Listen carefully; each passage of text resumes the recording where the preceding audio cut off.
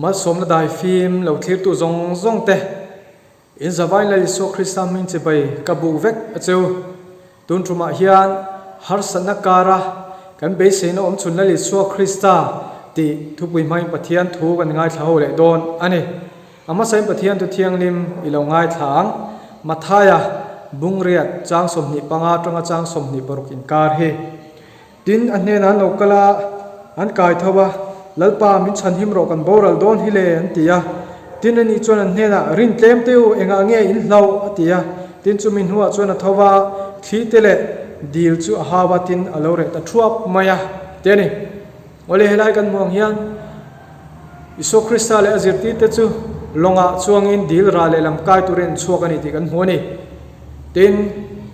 an kalkunga Harsatna te an to kan ti te kan hmuwa an chuan na long te chu thlipui chuan na ron nam sok sok ani ti te kan hmuani ole zirti te an mang ang hle mai an long chan him turin thei to an chuani amara chu ti thei an nei tlem hle ani khatia buai takan omlai khan an chuan na longa khan an zirtir tu Isua Krista kha om ve ti pon hre chang to lo ani ole la hian zirtur poi mo tak mai omani nang le ke hian Harsatna te kan tok thin ani ke mani chak na thei na in chin fel kan tum thina ma se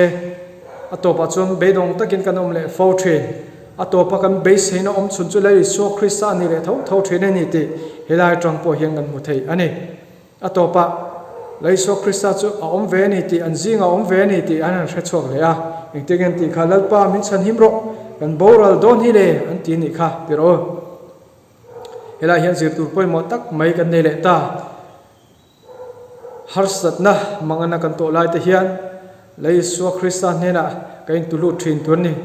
lalpa min tran pui ro tin kan dil thin tur ani helai hian chang somni parukna kan huwa le Isua Krista kha ron thowa thli te le dil te chu hawa alo re ta ni ti kan hmoni chu wang chuan ama pantu te a hnena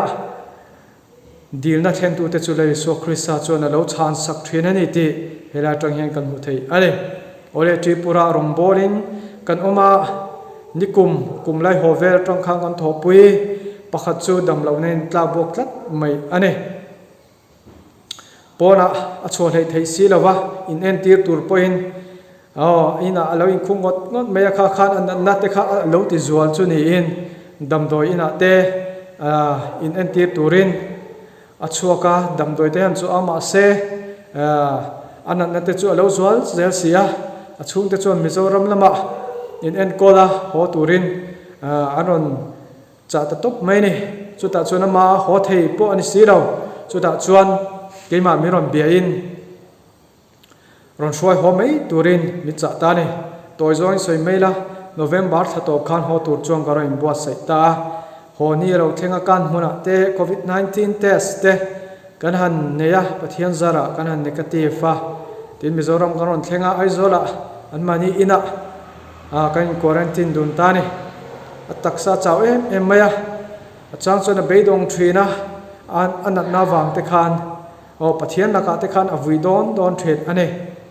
engma ti thei kan nei si ro ka te ang to kin kan nem ve thina ni kan pahnia kan om dun lai khan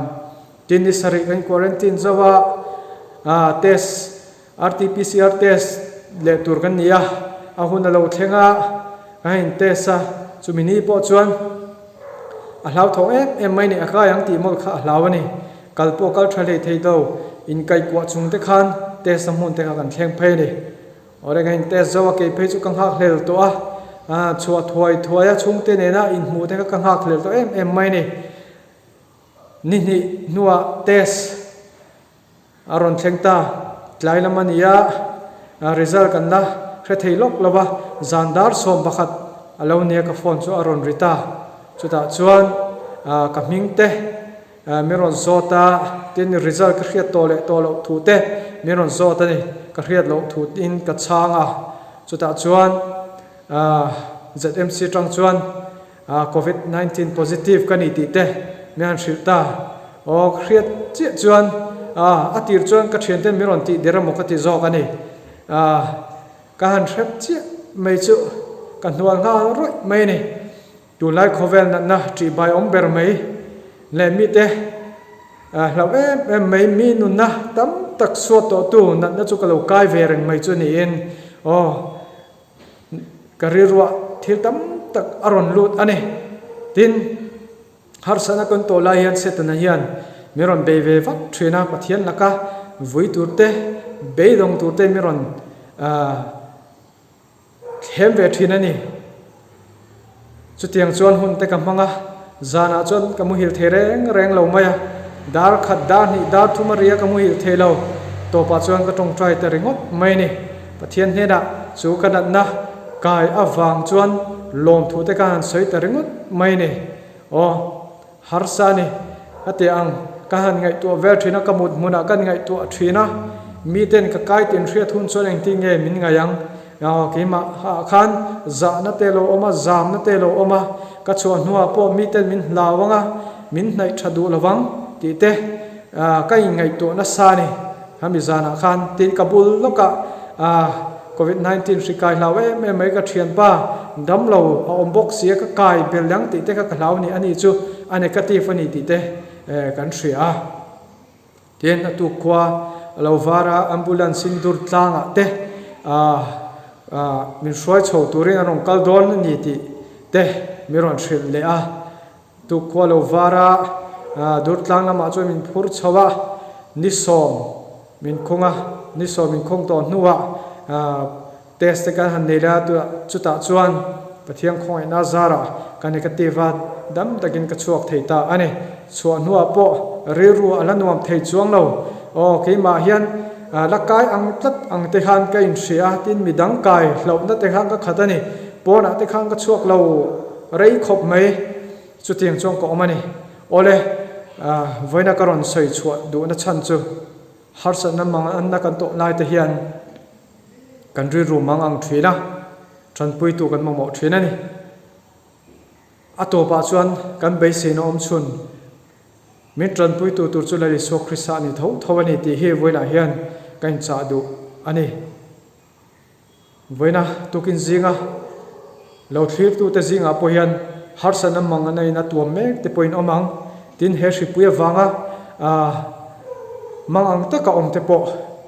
inomang he ka cha du cheu chu harsatna mang na kara po an beisei no om chun chu lai so khrista hi ani ti hi i hri thar leng o thu kan ti ri te nat pan man min som sakro se